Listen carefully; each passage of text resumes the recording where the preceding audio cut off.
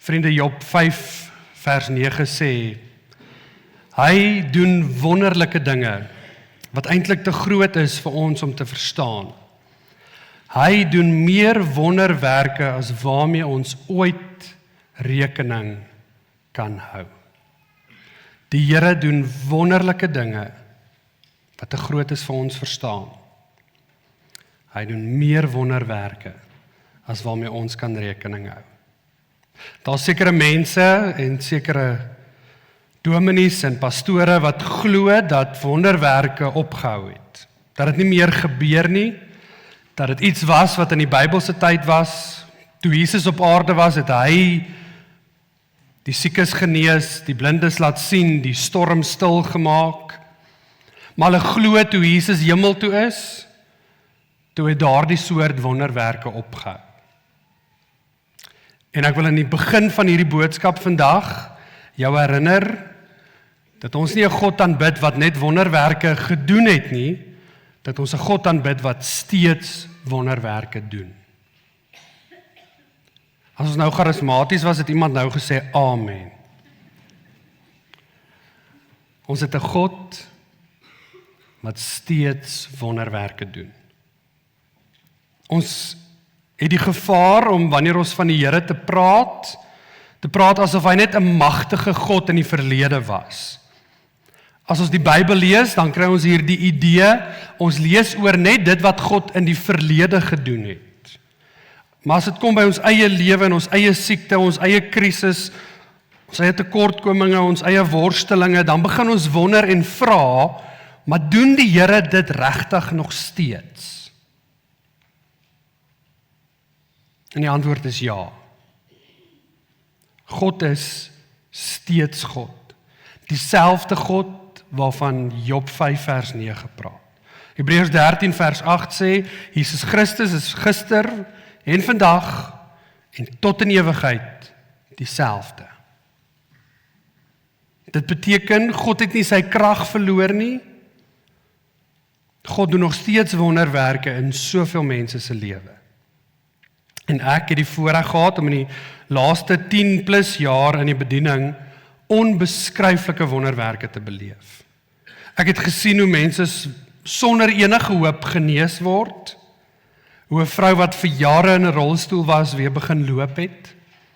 Ek het beleef hoe die Here besighede red, hoe mense wat se huwelike afgeskryf is, herstel word. En daarom glo ek, en niemand sal my ooit anders kan oortuig nie, ek glo met my hele wese, Matteus 19:26, vir mense is dit onmoontlik, maar vir God is alles moontlik. Die Here doen steeds wonderwerke. En daarom kan ek en jy ook, wat ook al jou situasie vandag is, die Here vra om 'n wonderwerk ook in jou lewe te doen. Matteus 21:22 sê, as julle glo, sal julle ontvang wat julle in gebed vra. Ons God het nie net wonderwerke gedoen nie, hy doen dit nog steeds. Die dieper vraag vandag is, wat as jy met jou hele wese glo? Wat as jy die Here vertrou? As jy bid en glo, as jy oortuig is en aan die Here vasklou, maar niks gebeur nie. Jou gebede word nie verhoor nie, daar kom nie genesing nie, daar's nie 'n deurbraak nie. Daar gebeur net eenvoudig nie hierdie wonderwerk nie. Wat dan? Wat as hy dit nie doen nie? Ek dink die meeste van julle ken die Houbox projek en die storie waar dit vandaan kom.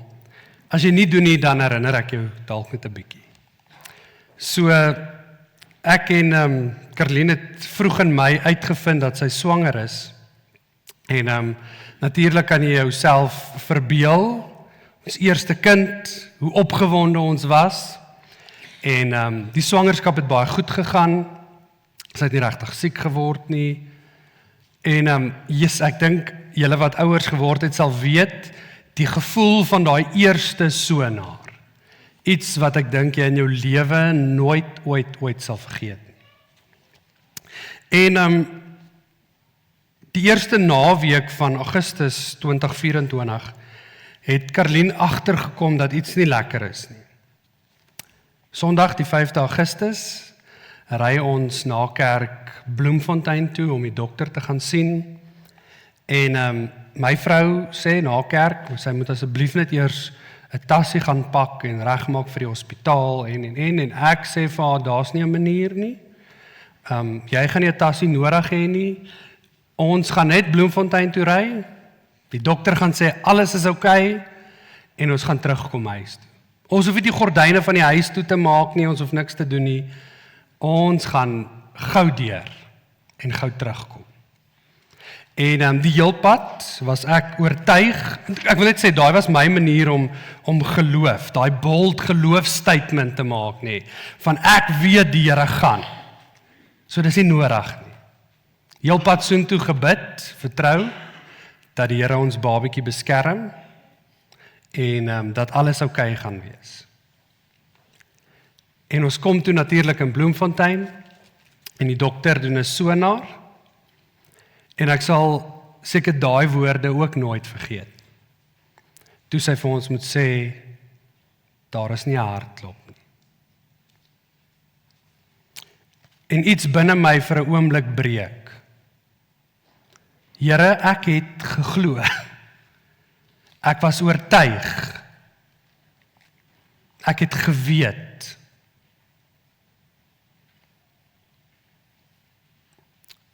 Wat as hy dit nie doen nie? 'n jaar later, 7 Augustus 2025, word my ma opgeneem in die hospitaal. Sy het erge koors, baie kort asem. Die 10de Augustus is sy ontslaan. Laas jaar, Augustus, die 10de. Net betyds die Sondagoggend vir hulle my se doop. Ons is en ons was dankbaar dat sy dit kon bywoon. Nie lank na hulle my se doop nie, het sy weer begin siek word. En ons het 'n gebedsgroep begin met honderde en honderde mense, wat almal saam vir my ma gebid het. Die 15de Augustus, 5 dae later, is sy oorgeplaas Bloemfontein toe. En ons het nog steeds geglo. Ek was nog steeds oortuig, die Here kan en die Here gaan.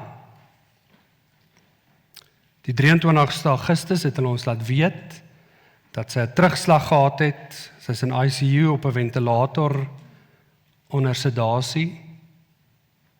En nog steeds het ek geglo.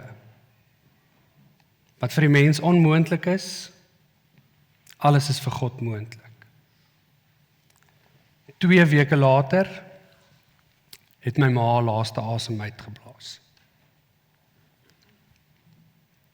Wat as hy dit nie doen nie?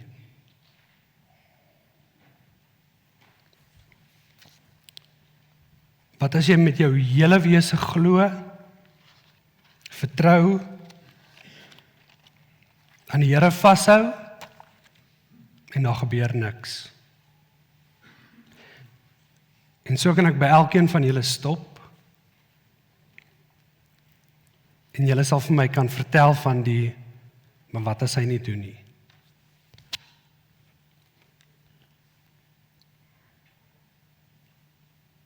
Daar's 'n verhaal wat my so gehelp het in hierdie tyd van 3 manne, jong Hebreëse manne met die naam Sadrag, Mesach en Abednego. Hulle het groot geword met die wet van Moses. Hulle is van kleins af geleer om die Here alleen te aanbid. Hulle het geweet hulle mag geen ander God aanbid nie. Dit is 'n bietjie konteks. Die boek van Daniël is die Israeliete in ballingskap. Hulle is uit die beloofde land uit. En die 3 jong manne was van Israel se slimste en beste leiers. So die koning het gedink hierdie ouens gaan vir hom 'n groot aandeel wees in sy koninkryk. Daniël 3 begin met koning Nebukadneser wat 'n reuse goue standbeeld bou. Vir die volk sê dat hierdie standbeeld hulle God is. En wanneer 'n sekere liedjie in die orkes speel, dan moet almal buig om hierdie standbeeld te aanbid. Daniël 3 vers 6 sê, die koning, wie nie buig en die beeld aanbid nie, sal onmiddellik in 'n brandende oond gegooi word. Die liedjie het begin speel, en hierdie 3 manne het net geweier. Die van die Galdeërs het vir die koning gesê, dat Sadrag, Mesach en Abednego sy bevel geweier het, en dat hulle nie sy God wil aanbid nie. Daniël 3 vers 13 tot 16 lees ons dat die koning hulle weer 'n kans gee, want hy het eintlik gesê hy gaan hulle onmiddellik in die vuuroond gooi, maar ek dink hy het regtig van hierdie ouens gehou. So hy kom weer by hulle en hy sê vir hulle, "Eers ouens, julle moet hierdie God aanbid, anders moet ek julle in die vuuroond gooi." Daniël 3:17 sê hulle, "Ons het ons God wie ons dien." Hoor, en ek wil hê jy moet die oortuiging hoor agter dit. Ons God het die mag om ons te red. Ons weet hy gaan ons red. Ons weet hy kan ons red. En hy sal ons ook red uit die mag. Hoor julle die oortuiging, die boldness van hulle geloof? Ons God sal ons red. Ek dink hulle ken die woorde van Psalm 77 vers 14, wat sê, waar is 'n God so groot soos ons God? U is 'n God wat wonderdade doen. Hierdie 3 manne sou natuurlik hierdie Psalm goed geken het. Ons is oortuig, ons God sal ons red uit die brandende oond. En dan die woorde wat met jou hart moet praat vandag. Selfs as hy dit nie doen nie, moet u weet dat ons u God nie sal dien nie. Die goue beeld wat u opgerig het, nie sal aanbid nie. Hierdie jong manne weet God kan hulle red. Hy's kragtig genoeg om enigiets te doen, maar hulle weet ook, selfs as die Here in sy soewereiniteit iets anders kies, iets wat hulle dalk nie wil hê hy moet nie, sal ons nog steeds ons God vertrou. Sal ons weier om 'n ander God te aanbid. En daarom ons tema vandag, die vraag in jou lewe, waar ek wil hê jy 'n oomblik moet dink. Maar wat as God dit nie doen nie? Wat as dit wat jy vra, dit wat jy nodig het, nie gebeur nie? Ons leef in hierdie paradoks in ons lewe tussen, ons weet God is in staat om ons te red, ons weet God kan enigiets doen, ons weet hy kan in 'n oomblik ons pyn, ons worsteling, alles wat in ons lewe sleg is, wegvat. Ons sien en beleef wonderwerke, ons hoor daarvan, ons lees daarvan in die Bybel. Ons weet ons God kan. Maar aan die ander kant, terselfdertyd, is al mense wat nie genees word. Is al mense wat swaar kry. Is al tye wat God nie ingryp nie. Ons lees tot daarvan in die Bybel. Mense wat alles reg gedoen het, maar die wonderwerk gebeur nie. In tye waar die uitkoms nie kom nie, wil ek hê jy moet vandag besef, het jy 'n selfs al sal hy nie tipe geloof nodig. Ek weet God is in staat om my te verlos en te genees. En ek pleit vandag by jou, jy mag nie ooit anders voel nie. Ek bid dat jy altyd sal glo dat jou God en my God 'n God is wat wonderwerke doen. Dat hy kan genees, red en voorsien. Dat ons 'n groot God aanbid. Die probleem is dat ons baie keer geloof in 'n boksie probeer sit. Dat ons amper onbewustelik begin dink dat ons geloof net sterk is wanneer daar 'n wonderwerk kom. Dat God net naby is as daar uitkoms is. Ons glo dat mense se geloof regtig was as die siekte genees is. En die probleem is dis waar ons teologie, ons manier van dink en glo oor God so bietjie skeef getrek kan word. Want jy sien, die verkondiging van God doen wonders, God genees, God bring uitkoms, daardie tipe geloofsoortuiging lok skares, daardie tipe boeke verkoop die beste, maak predikers gewild, maak kerke vol. Geloof in die wonderbaarlike word goed bemark, want dis wat ons graag wil hoor. Maar as ek in my gebrokenheid vandag die Bybel reg lees en verstaan, het die Here nie net mense geëer wie se geloof sterk genoeg was vir die wonderwerke nie. God het ook mense geëer wat se geloof gesê het, selfs al sal hy nie. Kan ek vir jou dit wys, hierdie paradoks in die Nuwe Testament? Ons tweede teks wat ek vir julle die week gestuur het, is Hebreërs 11. En die skrywer van hierdie boek begin die hoofstuk met die baie bekende definisie van geloof, Hebreërs 11. As jou Bybel het, kan jy saam met my daar oopmaak. Ons gaan so 'n paar verse daaruit lees. Hebreërs 11 vers 1, die definisie vir geloof. Sê geloof is 'n vaste vertroue op die dinge wat ons hoop, 'n bewys van dinge wat ons nie kan sien nie. En dan is dit baie interessant wat hoofstuk 11 doen, is die skrywer begin om te praat oor die geloof van Abraham, die onbeskryflike goed wat God gedoen het, omdat Abraham gehoorsaam was, omdat Abraham geglo het.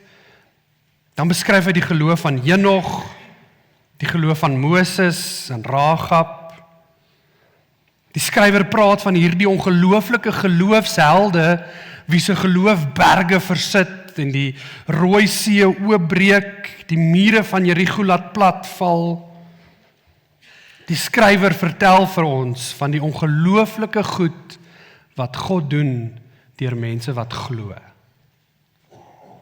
Hebreërs 11 vers 32 as jy jou Bybel het. En wat moet ek nog meer sê?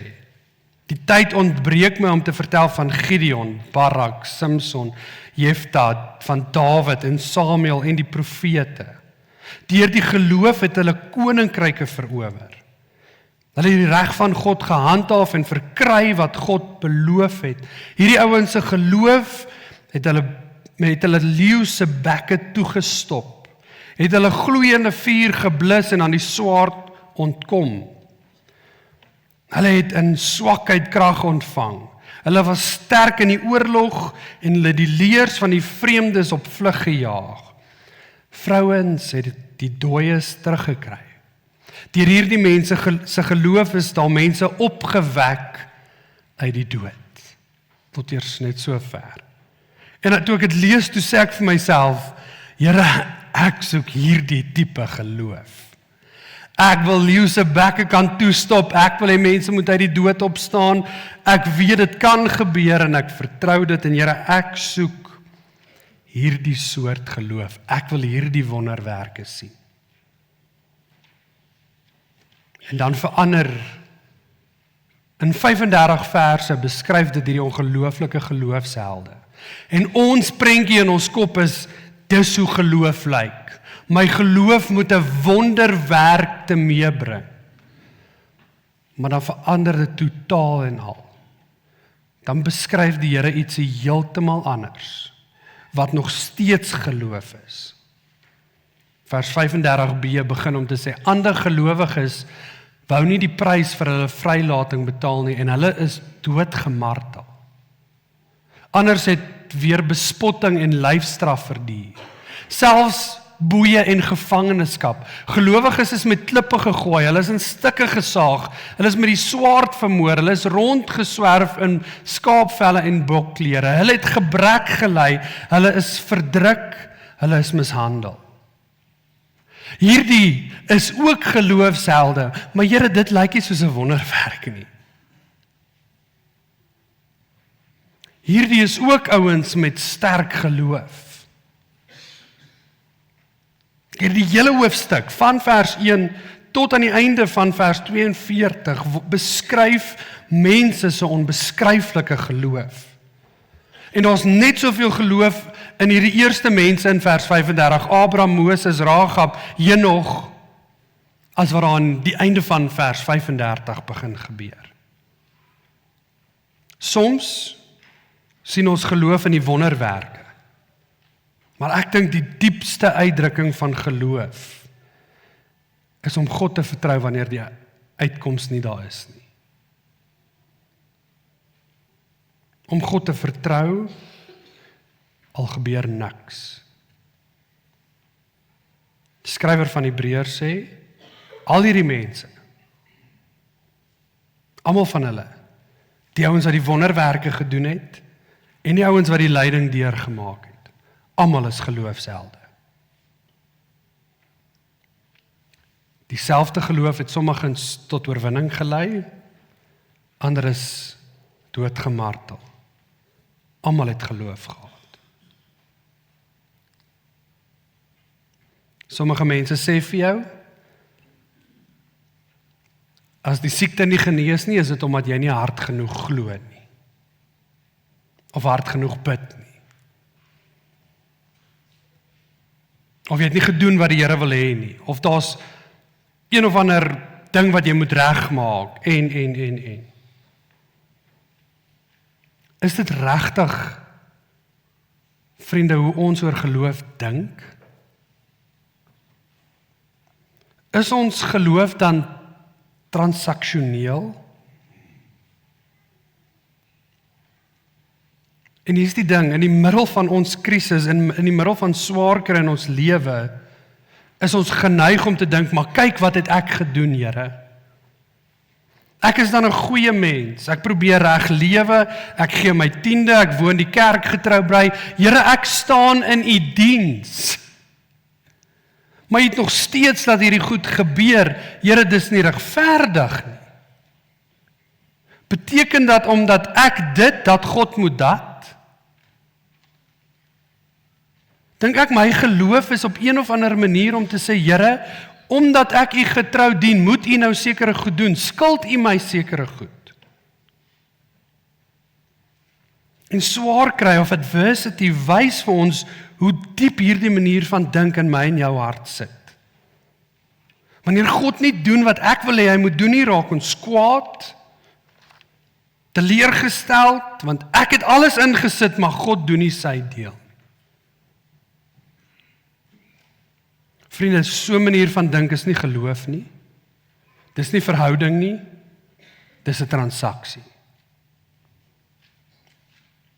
Wanneer ons so dink, probeer ons eintlik beheer neem. Wil ek en jy God in 'n stelsel indruk waar hy moet reageer soos ons wil hê hy moet. Maar God is nie iemand wat ek en jy kan beheer nie. Hy is die Here, hy is soewerein. Wanneer ons dink dat God ons iets begin skuld, dan begin ons glo dat gesondheid en geld en veiligheid en voorspoed op 'n manier vir ons as Christen gewaarborg moet wees, solank ons die regte goed doen. 'n Krisis wil vandag vra, glo ons in God sonder voorwaardes? Glo ons in God nie net vir wat hy moes doen nie net vir wat hy al gedoen het nie, of ons hoop hy nog gaan doen nie, maar oor wie God ten diepste regtig in my en jou lewe is.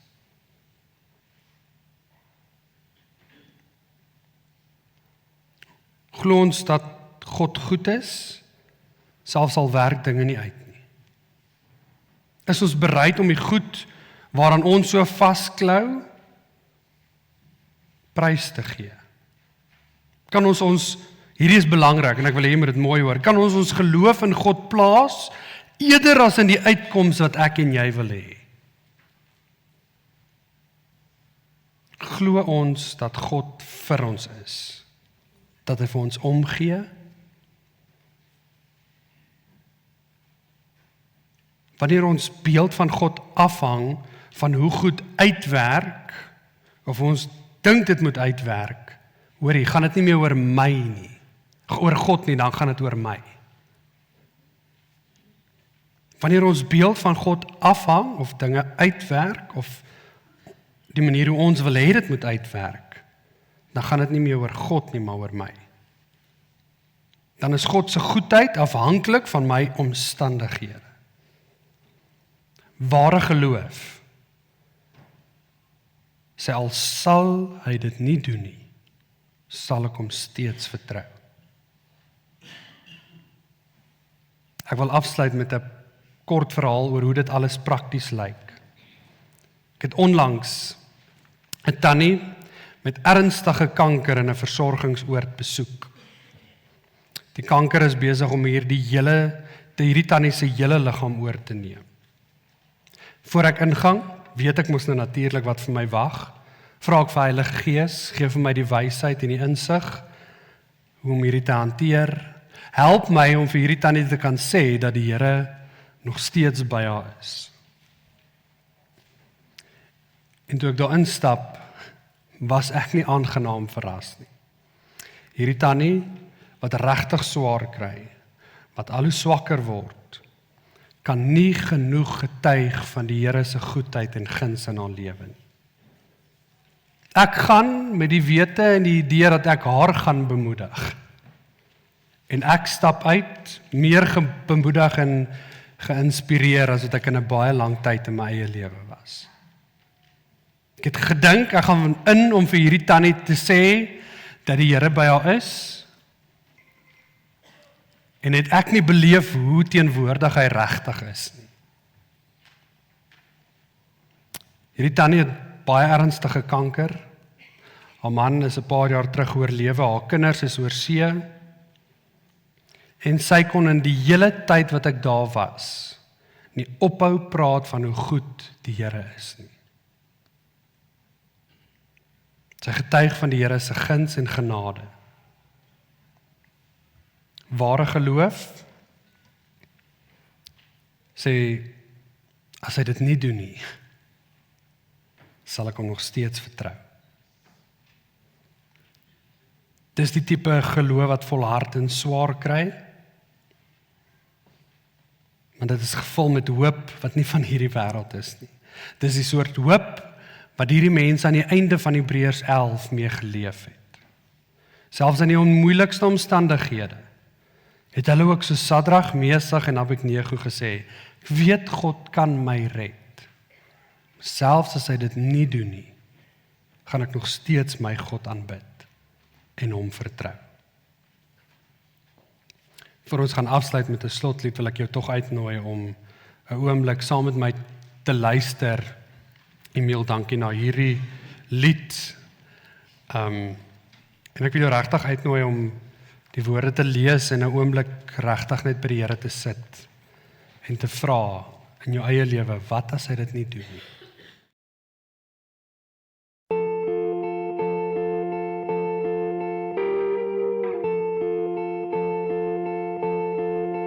They say sometimes you win some, sometimes you lose some.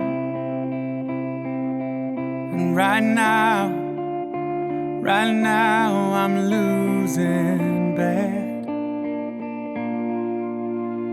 I've stood on this stage night after night, reminding the broken it'll be alright. But right now, oh, right now I just can't. It's easy to sing when there's nothing to bring me down. But what will I say when I'm held to the flame like I am right now? I know you're able and I know you can see through the fire with your mighty hand. But even if you don't, my hope is you alone.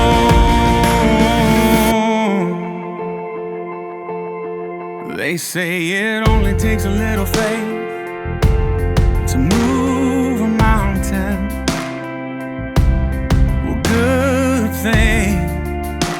little faith is all I have right now. God, when you choose to leave mountains unmovable, oh, give me the strength to be able to sing. It is well with my soul. I know you're able and I know you can save through the fire with your mighty hand. But even if you don't, my hope is you alone. I know the sorrow and I know the hurt would all go away if you just say the word. But even if you don't, my hope is you alone. You've been faithful, you've been good all of my days. Jesus, I will cling to you, come what may, 'cause I know you're able, I know you can. I know you're able, and I know you can save through the fire with your mighty hand. But even if you don't, my hope is you alone. I know the sorrow, I know the hurt would all go away if you just say the word. But even if you don't, my hope is you alone.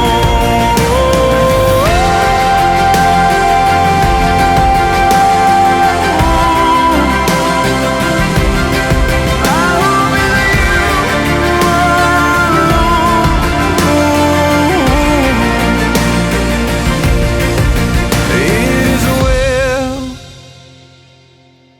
with my soul. It is well with my soul.